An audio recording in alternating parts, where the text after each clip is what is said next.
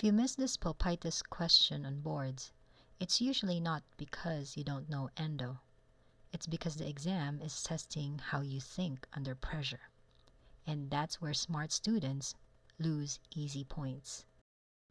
Most students feel confident about reversible versus irreversible pulpitis. They've memorized the definitions, they know the classic symptoms, but exams are not written to reward perfect recall. They're written to punish overthinking. On the exams, examiners deliberately remove one classic sign, add an irrelevant detail, and wait for you to negotiate with yourself. That hesitation is the trap. The longer you debate this question, the more likely you are to lose the point. Examiners aren't asking whether you memorized pulpitis. They're asking whether you can identify the task, ignore distractions, and make a decision without perfect information. If you start adding assumptions that aren't written in the stem, you're already losing points.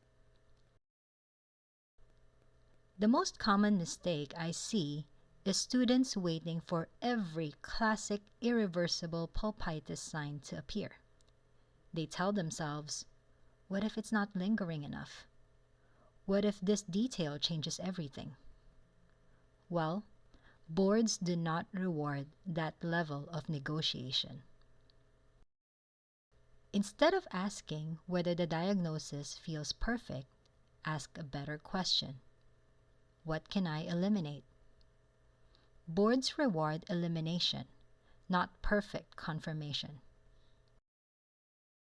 During exams, reversible pulpitis does not present with spontaneous, lingering pain.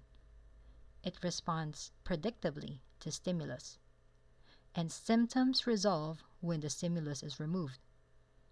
If the stem violates these rules, reversible pulpitis becomes unlikely. You do not need every irreversible feature to be spelled out. You only need enough information to eliminate the alternative. Boards don't require perfection. They require decision making. So the moment you start negotiating with yourself after elimination is complete, the trap has already worked. This is not careful thinking, my friends. This is hesitation under pressure. Here's the rule I want you to remember on test day. If pain is spontaneous and lingering, do not, I'll say it again, do not negotiate with yourself. Identify the task, eliminate what no longer fits, and then commit. Boards don't fail students because they don't know dentistry. They fail students because of interpretation under pressure. So once you see the trap, the question becomes simple. Well, this is how I teach board thinking.